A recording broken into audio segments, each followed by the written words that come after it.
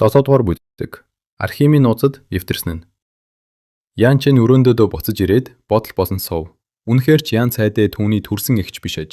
Тэрээр Ян Чиний эцэг гэхийн өргөж авсан хүүхэд бөгөөд тэдний дунд цусан төрлийн холбоо өчүүхэн ч үгүй. Ян цайдаагийн төрөг төрөсөд хэн болохыг хинч эс мэднэ. Ян Чиний хувьд өөрийн эцэг гэхийнхээ царай төрхийг ч санахгүй байв. Тэр хоёр залуудаа их зэрлэг 100 овгийн нутагт хүч үзэхээр одоод умардын уулын мужид суурсан гэхээс өөр олигтой мэдээлэл түүнд алга. 10-аад жил сураг тасарсан тэднийг амьд эсхийг хинч мэдэхгүй. Иймээс Ян Чин Ян цайдаа хоёр үнчин хоцорч Ян овгтнуудын дунд туйлын эвгүй байдалд оржээ. Ихгүй хүүхэд хээрийн өвс гэдэгчлэн. Хэрв Ян цайдаа гоцгой давьяастай баг залуугаасаа Ян овгийн ирчүүдээс дутхааргүй хүчрхэг байгаагүй бол Ян Чинийг овгийн бүртгэлээс аль эрт хасах байлаа. Гэвч байдал ийм байсан ч хуучин Ян Чин байсан бол ирэх 3 сарын дотор л хөөгдөн тодорхой байв. Яагад гэвэл 3 сарын дараа Ян овгийн 90 цент хүсний баяр болох юм. Энэ бол Ян овгийн залуус бүрийн заавал давах ёстой сорилт. Энэхүү цуглаанаар л тэднийг овгийн гишүүн гэдгийг албан ёсоор хүлээн зөвшөөрдөг ажээ. Хагас жилийн өмнө Ян овгийнхан нэгэн шин дүрм гаргасан нь. Хэрв залуу үеийнхэн энэхүү баярын үеэр бие бэлдэржуулах эхний шатны хүч чадлыг үзүүлж чадахгүй бол овгийн бүртгэлээс шууд хасагдах болов. Овгийн бүртгэлээс хасагдана гэдг нь өмнөдөө хөөгдөж овгийн захад хаягдахын нэр. Тэнд өөхөх үү, сэхэх үү гэд нь хинт ч хамаагүй болно. Ян цайдаа үүнийг сайн мэдэж байв. Гэвч тэрээр нэгэнд үхсэн гахай халан уснаас айхгүй гихчээр дүүгээ хамгаалж Ян Чин хөөгдлөөж түүнийг тижээж чадна гэсэн эрс шийдэмгий бодолтой байлаа. Гэвч Ян Чин энэ мэтээр гутамшигтайгаар хөөгдөхийг хүссэнгүй. Би бэлдэржуулах эхний шат хэмээн Ян Чин амандаа өглээд одоохондоо үүнийг л зорилгоо болгоё. Эс бөгөөс овгоосоо хөөгдвөл нөөц боломжгүй болох нь хамгийн том асуудал гэж тунгав. Түүний толгойд нэгэн төлөвлөгөө боловсрлоо. Өмнөх төрөлдөө түүний хамгийн сайн чаддаг зүйл нь хүний дал давьяасыг нээж айлхийн босон тэнгэр газрын ховор нандин эрдний тусламжтайгаар жирийн нэгнийг гоц гойд сууд нэгэн босгон хүмүүжүүлэх байв. Одоогийн Ян Чиний овгийнхан дундах байр суурь арчаагүй гих хов жив зэрэг нь багахан саад болохоос биш тийм ч том асуудал биш байлаа. Харин хамгийн хэцүү нь түүнд ямар ч эд хөрөнгө нөөц боломж алга. Овгийнхан дунд ад үзэгддэг тул юунд ч хүрэх хэрэггүй. Тэрээр асар их мэдлэгтэйж халаас нь хоосон сохор зоосгүй нэгэн. Азар түүнд тодорхой төлөвлөгөө байлаа. Ян овгийн хамгийн шилдэг алхимич бол 7 ахлагчийн нэг болох 2 дугаар эзэн. Өнөөдөр түүний хичээлтэй өдөр. Түүний таалалд нийцсэн нэгэн ихээхэн шагнад хүртдэг гэсэн химэн тэр шивнэв. Ян Чин энэхүү шагналыг ихэд сонирхож байлаа. Бодол төрмөгц тэрээр шуудхан замдаа гарав. Залуу эзэн, гадагшаа гарах нь уу? Ян Чиний хашааг шүүрдэж байсан зарц залуу инээмсэглэн асуув. Ян Чин дунд иргэн насны зарц руу нэг харж хаад толгойд өгсөн ч түүнд нэг их таатай хандсангүй. Жоу Хуай гих энэ зарц хашааны хог цэвэрлэх үүрэгтэй бөгөөд хүмүүстэй туйлын ээлдэг харьцдаг нэгэн. Гэвч Хуавайн рууд араар тавиуснаас хойш Ян Чиний хүнийг таних чадвар асар их нэмэгдэжээ. Жоу Хуайгийн нүдэнд залмих, зүрүүд зан нуугдж байв. Хэдийгээр ээлдэг харагдавч дотроо юу бодож байгааг нь тааварлажгүй. Гэхдээ Жоу Хуай ердөөл нэг зарц тул Ян Чин түүнд нэг их ач холбогдол өгсөнгүй. Толгой дохоод юу ч хэлэлгүй шууд Ян ахлагчийн өргөөрөө зүглөв. Ян ахлагч бол Пус овгийн хамгийн авьяастаг алхимч бөгөөд энэ наснда 2 дугаар зэрэглэлийн алхимчийн дунд шатанд хүрсэн овгийнхоо төдийгүй их зэрлэг 100 овгийн дунд цуутай нэг юм. Тэрээр Ян овгийн цорын ганц эм найруулах хөрөөг эзэмшдэг бөгөөд энэ нь Ян Чиний хамгийн их сонирхож байсан газар байв. Эм найруулахад хамгийн чухал нь зуухны гал, түүний дараа үйл явцыг зохицуулах чадвар юм. Энэ хоёрыг хэрхэн ойлгож хянаж чадсанаас эцсийн үр дүн буюу эмийн чанар, тоош эрхэг хамаардаг. Ян ахлагч эм найруулах хөрөөний голд заларч цагаан сахлаа элбэн доор суух алхимч болох хүсэлтэй залууст хичээл зааж байв. Тэгтэл гинтхэн үмэн гарч Ян ахлагч дургуутсан байдалтай хөмсөг зангидав. Өрөөнд Ян Чин амьсгаацаар орж ирэхийг тэр харжээ. Ян Чин, чи өөрийгөө боож өгсөн гэсэн биш үлээ? Яаж яваад ахлагчийн хичээлд ирвэ? Нэгэн өсвөр насны хүү Ян Чинийг илт доромжилсан өнгө аясаар ийн асуув.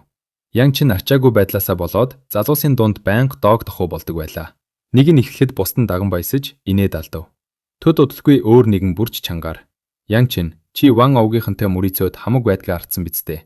300 дүүрэн материалаар ганц чим гардаж чадаагүй. Би чиний оронд байсан бол хэдийнэ өөрийгөө боомсох байлаа. Гэтэл чи энд ирээд ахлагчийн хичээлийг бузарлаж суудаг. Ян овгийн нүрийг барсан чинь бардаад одоо ахлагчийн нүрийг барах нь уу гэж басамжлав. Өглөө Ян Чинтэй мөрийцсэн Ян хинж тэнд байв. Ян Чинийг хараад түүний уур хилэн дүрлзэж, Ян Чин, ахлагч хичээл зааж байхад цагтаа ирэх ёстой. Гэтэл чи дундуур нь дайрч орж ирлээ. Чи ахлагчийг юу н хүндэгдэх юм уу гэж хаширв. Ян ахлагч Ян чиний талаар сайн сэтгэлдэлгүй байлаа. Ялангуяа Ван овгийнханд ялагдаж, Ян овгийн архимчдын нэр хүндийг унахсанд нь дургуутсаж байв. Гэвч тэрээр овгийн ахлагчийн хуваар үүмэн дэгдэж буй залуусыг хараад хүйтнэр хурхирч, "Та нар юундаа хөнгөн хуумгаа загнаад байна вэ? Ёсчуудаг чинь хаацсан юм. Хоёрдугаар эзэн намайг хүндлэхэ болио юу?" гэв. Ахлагчийн дуунаар залуус шууд чимээгүй болж, "Хоёрдугаар эзэн минь, бид буруугаа ойлголоо" гэж бүхийв. Ян ахлагч ширүүн төрх гаргасан ч Ян чинийг өмөөрсөнгүй. Тэр түүнд рүү харах ч үгүйгээр, "Ян чин, хичээд эхлээд цаг өнгөрч байхад чи одоо л орж ирч байна. Чи хоёрдугаар өвөөгөө ер нь хүндэлдэг үү? За тэнд болонд очиж зогсоод сонс" гэж тушаав. За хоёрдугаар өвөө. Ян чин дүрмийг мэдэж байсан тул гомдолсонгүй. Тэрээр маргаж өөрийгөө доош хийхийг хүссэнгүй, дуугүйхэн болонд очиж зогсов. Ян чиний өрөвдөлтэй байдлыг харсан Ян хэн бахан хансан мэд инээж байлаа. Бусад хөвгүүд ч түүнд рүү давхурхсан дохой зангаа үзүүлж байсан ч Ян чин тэдний төвшөнд очиж маргасангүй. Тэрээр гараа ардаа бариад туйлын анхааралтай хичээлдээ төвлөрөв. Ян ахлагчид энэ байдал нь хачирхалтай санагдлаа. Урд нь Ян чин түүний хичээлдээр үргэлж унтдаг байсан юм. Гэтэл одоо тэрээр маш эрч хүчтэй бүх анхаарлаа хичээлдээ зориулах мэт харагдана. Ахлагч гартаа барьсан зүйлээ үргэлжлүүлэн удаанаар өгүүлв. "Би зарчмуудыг нь тайлбарлаж дууслаа. Одоо та нарын өмнө 1-р зэрэглэлийн тунгасаг дүлний үрэл найруулж үзүүлье. Энэ бол 1-р зэрэглэлийн дотроо дээгүүрт орох, найруулахад маш хэцүү юм. Хэрэв үүнийг хийж чадвар та нар 1-р зэрэглэлийн дээд түвшний алхимич болно гэсэн үг. Одоо би эхлэе. Миний арга барилаас юу сурч үлдэх нь зөвхөн та нарын хувь зайнаас л хамаарна." Ахлагчийг хэлж дуусмагц бүгд амьсгал даран ажиглаж эхлэв. Ян чин ч мөн ажиглаж байсан ч тэр сурвцах гэж бус, харин өөр бодолтой байлаа. Хэдийгээр Ян ахлагчийн ур чадварыг овгийнх нь бишин шүтдэгч, Ян чиний хувьд тэр тийм ч онцгой нэгэн биш байв. Тэрээр ахлагчийн үйлдэл бүрийг өөрийнхөө бодолтой харьцуулан харж байлаа. Гэхдээ Ян ахлагчийн ур чадвар Ян хэн мэтийн хагас дутуу мэдлэгтнүүдээс хавьгүй илүү чадварлаг, жигд байсан нь сонирхол татав. Тэрээр алхимийн олон үннийг хэдийнэ олж харжээ. Ян ахлагч галаа хянахаасаа өмнө материалаа хийх ёстойг мэдэж байна. Алхимийн нарийн ширийн зүйлсийг гадарладаг бололтой хэмээн Ян чин дотроо тунгаав. Ахлагч маш нямбай ажиллана. Хагас цаг орчмын дараа зуухнаас анхлын үнэр гарч эхэллээ. Тэрээр зуухыг нэг ардтал пал хийх чимээ гарч, хоёр дугуй гүлгэр им үсрэн гарч ирээд Ян ахлагчийн гар дээр бов. Буурал ахлагчийн нүүрэнд баярын мишэл тодорч, үр дүндээ сэтгэл хангалуун байгаа нь игт. Тэрээр хоёр эмээ бариад залуус руу харав. Энэхүү гайхамшигт чадварыг харсан залуус бүгд атаархан харж байсан ч ахлагчийн харцтай толмогц шууд төв царай гаргав. "Хилээд өрх. Би найруулах явцдаа та нарт сургамж болог гэд зариуд хөдөлгөөнөө удаашруулсан. Миний энэ үрдлээс хэн юу сурч мэдснээ хэлнэ үү?" Түүнийг ийн асуухад өрөөнд нам гүн болов. Ян ахлагчийн царай бариаж эхэлсэ. Тэгтэх Ян хэн болгоомжтойгоор гараа өргөн босов. "Ян хэн, чи юу ойлгосноо хэлдэ?"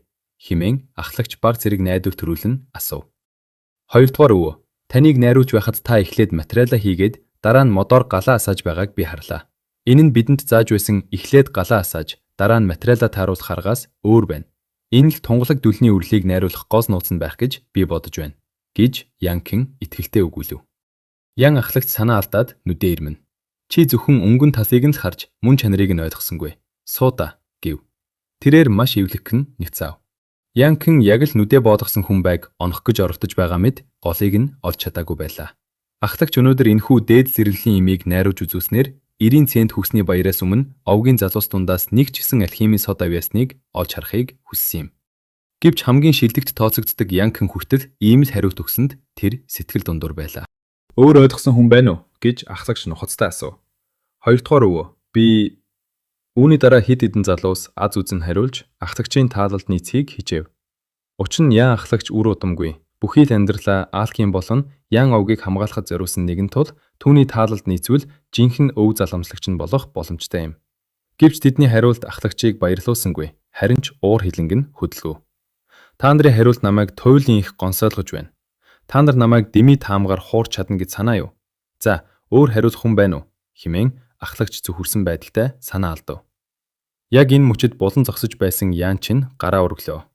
"Хоёрдугаар өвөө, би нэг зүйл ойлгосон байж магадгүй юм" гэж Ян чин таймнаар хэлв.